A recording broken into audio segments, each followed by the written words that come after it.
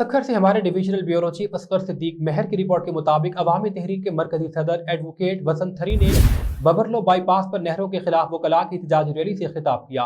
उन्होंने कहा दरियाए सिंध और जमीन छीनने की साजिश की जा रही है। सिंध के लोग को कारपोरेट फार्मिंग के खिलाफ एहतजाज करने पर धमकियां दी गई, लेकिन हमने बताना चाहते हैं कि आइन तोड़ने वाले मुल्क दुश्मन हैं।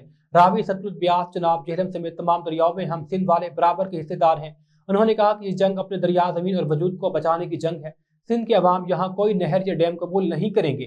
अपने दरिया, जमीन को बचाने की जिद्दोजहद जारी रखेंगे।